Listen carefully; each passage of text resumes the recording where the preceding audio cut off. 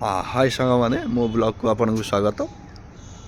एबे मु जस्ट उठिली एबे उठिकी जस्ट मो छात उपरक आसिली। छात उपर चारिकर बहुत बढ़िया लगुच। शीत थड़ टे आसीगला पटिया एरिया मु भुवनेश्वर पटिया रोचे। शीत टे आसीगला बहुत बढ़िया लगुच। देखुं बिल्डिंग गुराक मो पाखे बहुत सारा बिल्डिंग अच्छी G+4 G+5 बिल्डिंग मु अच्छी पटिया आम कलारंग छक भितर को जस्ट एटा हूँ जूम हो पाने जस्ट आगे अच्छी रोडटा रोड पर जूम तापर ये कम भी एक्चुअली लेबर मैंने आसी कम भी स्टार्ट कले भाई तांको लाइफ बहुत कष्ट।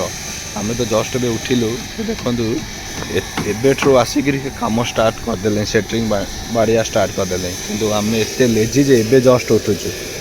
तो भाई जहाँ को जो लाइफ भगवान देइछंती ना से आम इना भावुँ कौन कि आम आउ टे बड़ लोक होता भल होता कि आम जहाँ देइछंती भगवान आमको बहुत भल देइछंती। आम ठार भी बहुत लोक तले अच्छा लाइफ केते कष्ट होता कहला ये गोटे उदाहरण हूँ केते जो से खरा हो आसिक कम कले केड़े से खरा हो देखते पूरा खरा गछ बच कि नहीं आसिक खाली देहरे कम कर लोकटा खाली देहरे पूरा कम कर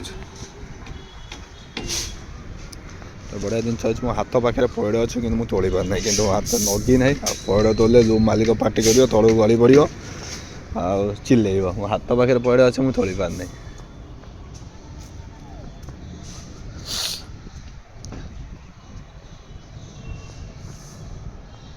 बहुत ये जगहटा आगुड़ ना 3-4 वर्ष तले कि डेभलप हो ना आजिका डेट्रे बहुत डेभलप हो बहुत अपार्टमेंट बहुत ये बहुत डेभलप हो गला ये जगहटा जस्ट पटिया कलारंग गाड़ी लगा रास्ता है लोकेशन माने जगह ही नहीं माने किनापी एत डेभलप हो गला जगहटा बहुत बढ़िया डेभलप हो गला भल लोकेशन रही भी ये कंफर्टेबल माने किसी गंडगोल ये सब जिनस भी किसी नहीं।